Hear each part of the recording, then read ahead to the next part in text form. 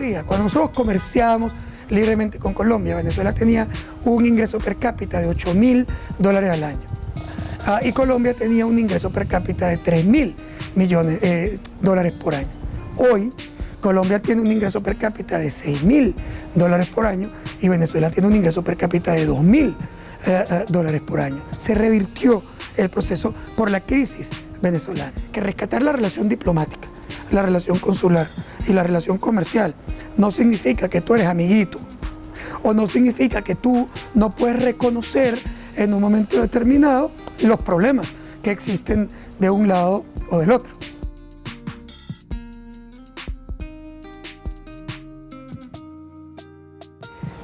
Creo que es muy importante entender que este proceso de deterioro en las relaciones entre Colombia y Venezuela, que mantienen separado desde el punto de vista legal y formal las relaciones diplomáticas, las relaciones consulares y las relaciones comerciales, obviamente, primero deterioraron una relación que era quizás la más activa de toda América Latina. Esa era la frontera activa más importante de América durante muchos años y que en el pasado llegó a comerciar hasta $8.000 millones entre Venezuela y Colombia, que para nuestras economías, para ambas, era sin duda una magnitud muy importante.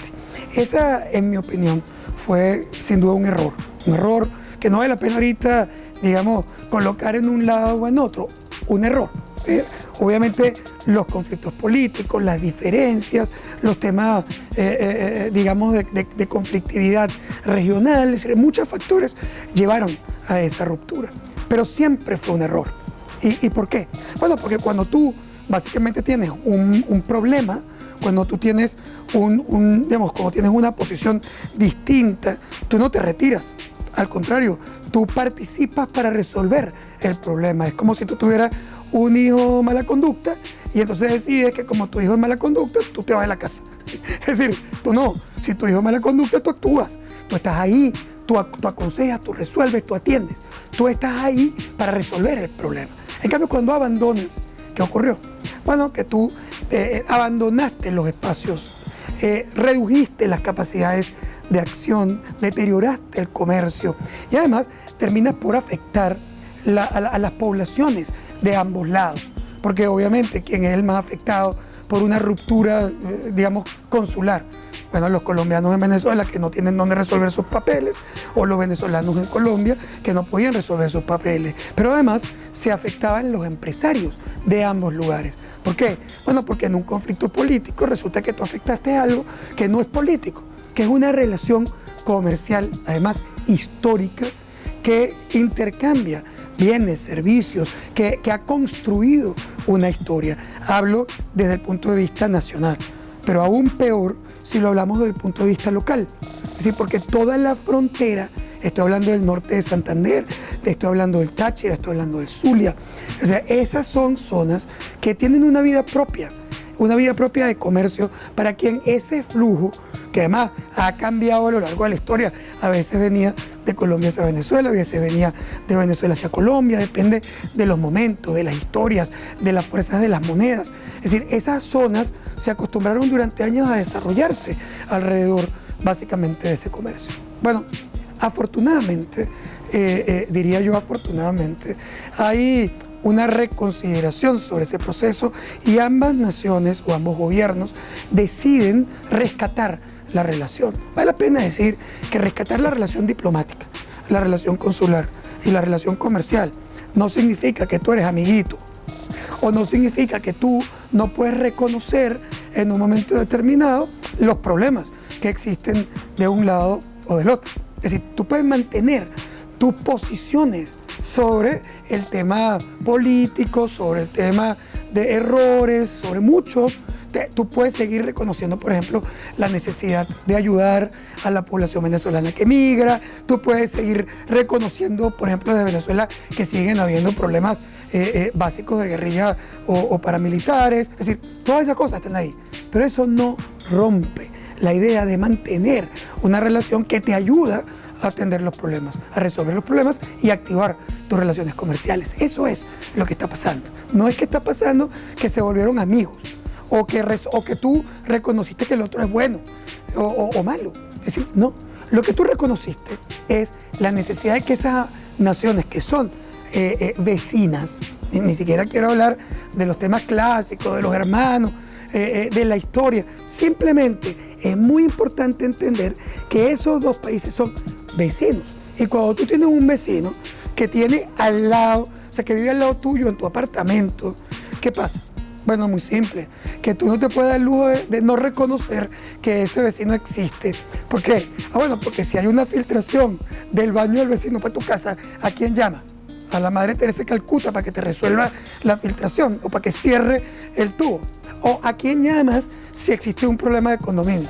Tienes que ver, negociarlo con tu vecino. Entonces, más allá de si el vecino es bueno o malo, que no es lo que está en discusión, lo que es importante es que tú mantengas la relación, que tú establezcas básicamente los vasos comunicantes para resolver el problema e incluso para rescatar los procesos que tú creas que hay que rescatar para tener una mejor convivencia, vida, etc.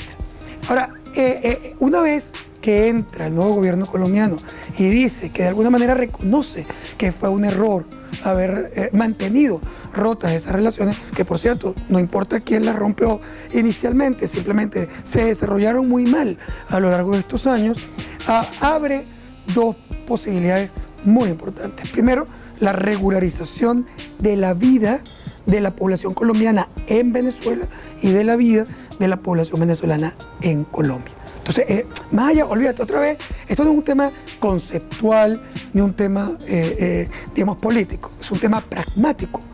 Que un colombiano que vive en Venezuela, y hay muchos, es decir, no pueda registrar la partida de nacimiento de su hijo para poder pedir la nacionalidad que le corresponde, que aparte de la venezolana porque nació en Venezuela, es la nacionalidad colombiana porque es hijo de colombianos. ¿A quién afecta? A ese señor, a esa familia, a ese niño. ¿A quién afecta? Básicamente que tú no puedas resolver tus problemas viviendo en Medellín si eres venezolano. Afecta a esa población venezolana específicamente. Cuando tú lo resuelves, ¿a quién estás ayudando? Si tú no estás ayudando a un gobierno, tú no estás ayudando a un líder ni a un sistema político.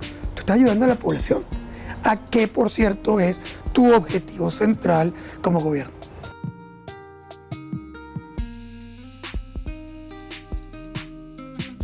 Sí, el tema además viene con el intercambio comercial, que es básicamente el centro de toda esta reapertura. El centro de la reapertura, aun cuando desde el punto de vista, digamos, personal y político, son los temas consulares, que son muy importantes. La verdad es que lo que realmente es impactante de manera significativa es la apertura comercial entre ambas naciones. Y la apertura comercial, ¿qué significa? Un montón de oportunidades y también de retos. Porque como todo en la vida, hay unas cosas positivas, pero también hay unos elementos que tienes que ver con mucho cuidado, que son elementos de reto. Por ejemplo, la apertura comercial tiene dos dimensiones. Hay una primera dimensión, que es la dimensión, digamos, binacional. Lo que eso significa para Colombia y para Venezuela desde el punto de vista macro. Desde el punto de vista macro, ¿qué significa? Significa que Venezuela va a poder tener acceso a materias primas, insumos y productos colombianos que hoy está importando de otros países del mundo, por cierto, con unos incrementos brutales de costos de flete, porque luego de la pandemia, un container que tú estás trayendo de China te cuesta tanto el transporte como la mercancía que viene dentro de ese container. ¿Qué pasa cuando lo traes de Colombia? Cuando tú la traes de Colombia, que la traes en un mecanismo formal y legal por tierra, es decir, el costo de transporte se reduce dramáticamente. Por lo tanto, aun cuando un producto en Colombia pueda ser más costoso que un producto en China, la compensación de los costos de transporte hace que esa mercancía se haga mucho más atractiva en un momento determinado para Venezuela. Y eso ayuda al sector productivo, lo ayuda desde la perspectiva de poder tener accesos, ¿verdad?, a esos elementos, a esos insumos, a esos productos. También a los productos finales para el sector comercial. Es decir, hoy esos productos también entran al mercado, porque aun cuando la relación era una relación deteriorada, era una relación que se mantenía activa. ¿Por qué? Porque se mantenía de manera negra, de manera informal. Entonces aquí viene otro elemento binacional muy importante. Tú estás regularizando una relación que de todas maneras existe. Porque si tú vas hoy a un bodegón en Caracas, o en Barquisimeto, o en Valencia, tú vas a conseguir productos colombianos en ese bodegón. La pregunta es, ¿cómo está ese producto colombiano si las relaciones comerciales estaban rotas? ¿Por qué está ese producto ahí?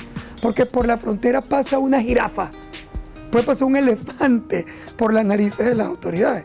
Lo que pasa es que pasan a través de mafias, a través de procesos informales, contrabando, que es terrible porque al final de cuentas estás alimentando unos procesos completamente perversos y segundo, las naciones dejan de percibir sus impuestos arancelarios, sus impuestos de aduana y por supuesto además excluyes del comercio bilateral a las empresas formales que no operan en los mercados negros. O sea, la mayoría de las empresas, digamos, relevantes, formales, grandes, transnacionales, no son empresas que van a pagarle a un contrabandista para que le pase la mercancía por la frontera entre Cúcuta y Ureña. Es decir, eso no va a pasar.